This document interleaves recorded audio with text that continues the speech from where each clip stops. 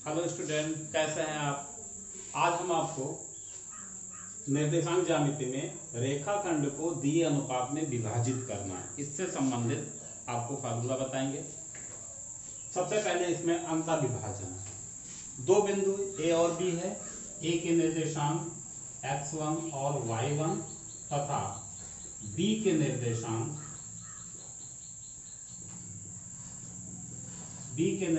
x2 और y2। ये एक रेखाखंड है ए और बी।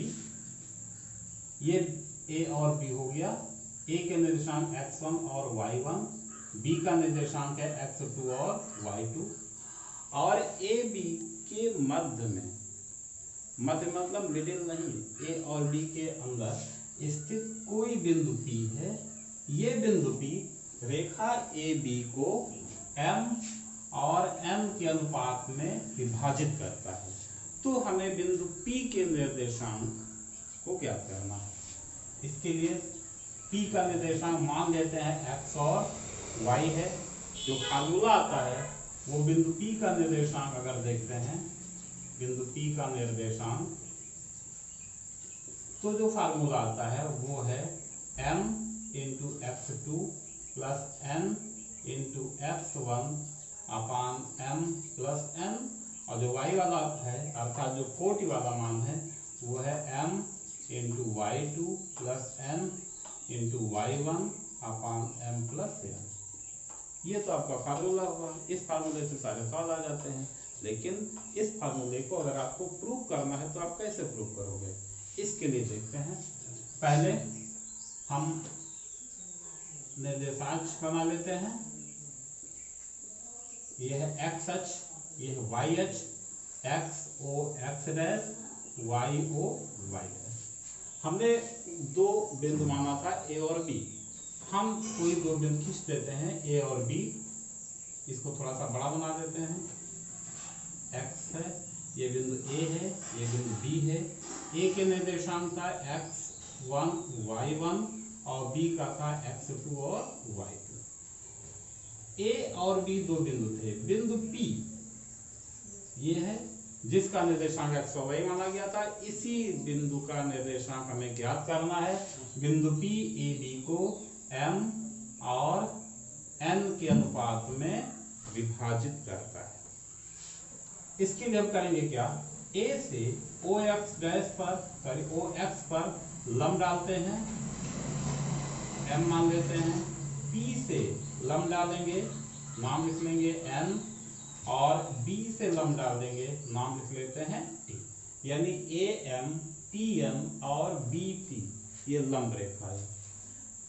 चूंकि a, p और b का निर्देशांक था, a माना गया था x1 y1, p का निर्देशांक xy माना गया है और b का निर्देशांक x2 और y2 माना गया है।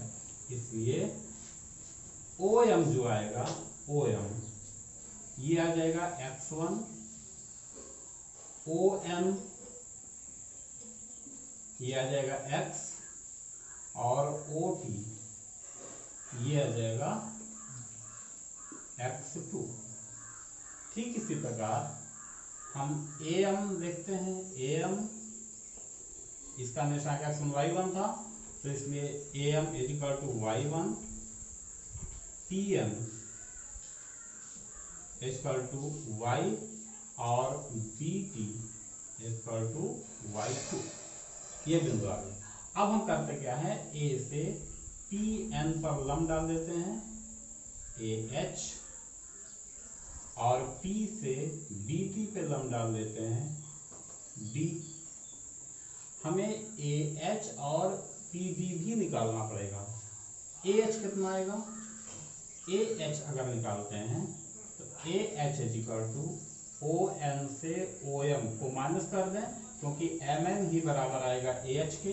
तो इसको लिख लेते हैं AH बराबर MN, ये बराबर हो जाएगा ON माइनस OM, और ON की वैल्यू थी x माइनस OM की वैल्यू थी x1। तो ये आ गया हमारा AH की वैल्यू। AH बाद PD निकाल लेते हैं।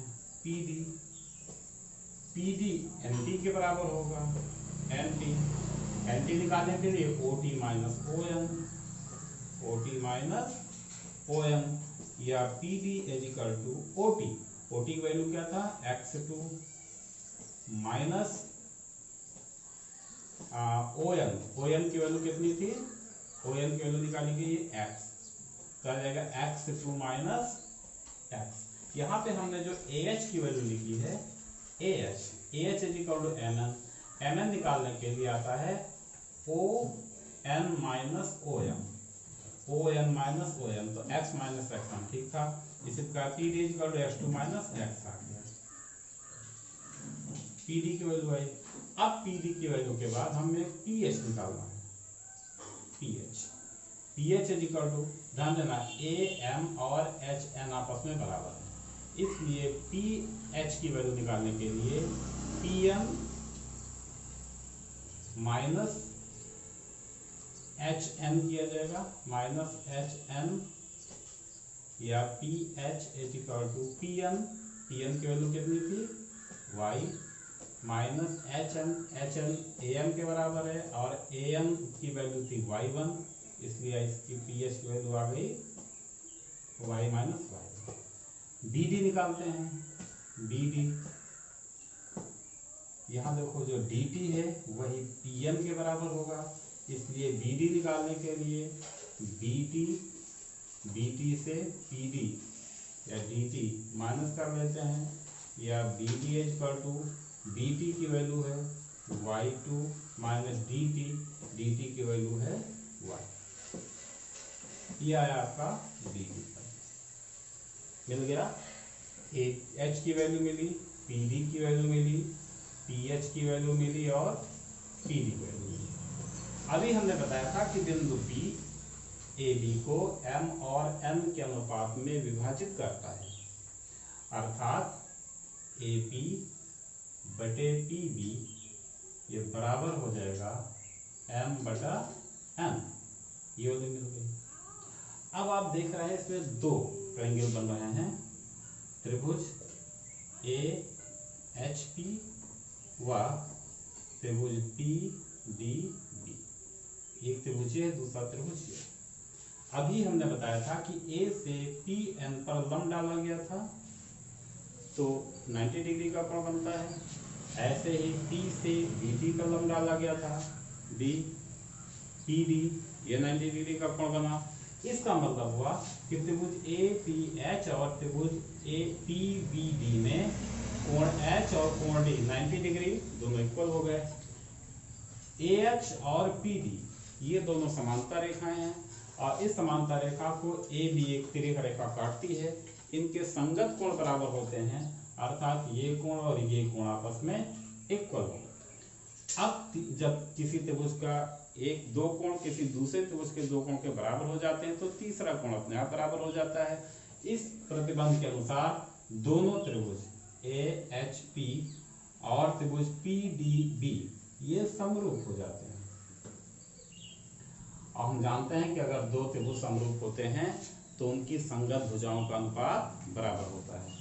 तो यहाँ पे संगत भुजा इस त्रिभुज का AH और इस त्रिभुज का PD है, पहले वाले त्रिभुज में PH दूसरे त्रिभुज की संगत भुजा BD है, और पहले के त्रिभुज की भुजा AP दूसरे त्रिभुज की संगत भुजा PB के बराबर है, तो इनका अनुपात बराबर होता है, इसलिए हम लिखते हैं AH अपान PD बराबर हो जाता है,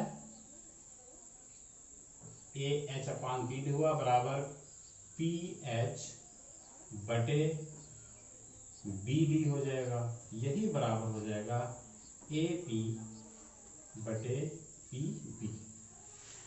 अब इसके बाद इन सब की वैल्यू हमने इसीलिए पहले निकाल लिया था कि इन सब की वैल्यू की आवश्यकता हमें पड़ेगी। हम रख देते हैं AH की वैल्यू है x minus x1 upon PD की वैल्यू है x2 माइनस x बराबर PH की वैल्यू है y minus y1 upon BD की वैल्यू है y2 minus y is equal to AP upon PD बराबर है m अपान n। इसको सॉल्व करेंगे, हमें निकालना क्या है, P का निर्देशांक क्या माना गया था, x और y, x की वैल्यू निकालनी है और y की वैल्यू निकालनी है। इसलिए हम इन संबंधों में पहले x minus x1 upon x2 minus x equal to m upon n इसको सॉल्व करके x की वैल्यू निकालते हैं। क्रॉस मल्टीप्लाई करें यानी तिरछा गुणा, तो m into n minus x1 into n equal to m into x2 minus m into x। हम क्या करेंगे, x को एक तरफ करते हैं तो आ जाएगा x into n plus m into x बराबर m into x2 plus n into x1, या इसमें से हम x कॉमन ले लेते हैं तो आ जाएगा m plus n equal to m into x2 plus n into x1, या x equal to m into x2 plus n into x1 upon m plus n। तो देखा हमने इस संबंध से हमें बिंदु P के लिए x की वैल्यू मिली, अर्थात भुज का मान मिला। अब इसी प्रकार हम इन दोनों में संबंध स्थापित करते हैं। इसके लिए लिखते हैं y minus y1 upon y2 minus y equal to m upon n। यहाँ भी इसी के अनुसार क्रॉस मल्टीप्लाई करते हैं तो आ जाएगा y into n minus y1 into n equal to m into y2 minus m into y।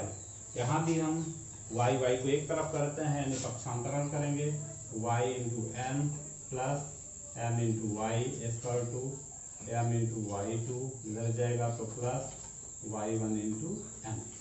इसमें से हम y कॉमन ले लेते हैं तो आ जाएगा m प्लस n, यहाँ m into y2 plus n into y1, यह y इक्वल टू आ जाएगा m into y2 plus n into y1 अपान m प्लस n। इस प्रकार हमने देखा कि इन संबंधों से हमें x की वैल्यू प्राप्त हुई और इसी संबंध से y की वैल्यू प्राप्त हुई। x और y क्या है, बिंदु P के निर्देशांक माना गया था, अर्थात बिंदु P का भुज x जिसकी वैल्यू mx2 प्लस mx1 अपान m प्लस n और कोटि m into y2 plus n into y1 अपान m प्लस n। अब इसको निर्देशांक के रूप में लिखेंगे तो P का निर्देशांक आ जाएगा, P का निर्देशांक ये बना आपका m into x2 plus n into x1 upon m plus n और कोटि लिखते हैं m into y2 plus n into y1 अपान m प्लस n। यह आ गया आपका बिंदु A और B को m और n के अनुपात में अंतः विभाजित बिंदु P के निर्देशांक।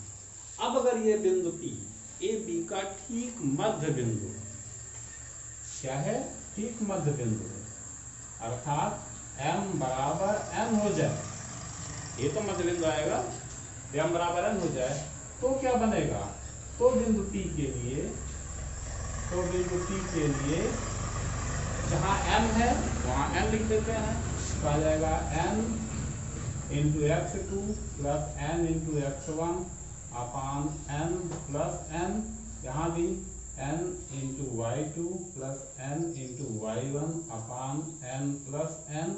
इसको सॉल्व करते हैं तो आ जाएगा n कॉमन निकाल लेते हैं तो आ जाएगा x1 प्लस x2 अपान 2n और n यहाँ भी कॉमन y2 प्लस y1 अपान 2n, n से n कैंसिल हो गया, n से n कैंसिल हो गया, यहाँ भी कहते हैं वहाँ जगह नहीं है तो आपका बनेगा x1 प्लस x2 अपान 2 और y1 प्लस y2 अपान 2। ये कब है, जब बिंदु P ए बी का ठीक मध्य बिंदु, अर्थात मध्य बिंदु के लिए बिंदु P का निर्देशांक x1 प्लस x2 अपान 2 और y1 प्लस y2 अपान 2। ये है आपका मध्य बिंदु। इसके बाद जो यहाँ हम लिख देते हैं ये मध्य बिंदु का निर्देशांक है, ये है मध्य बिंदु का निर्देशांक।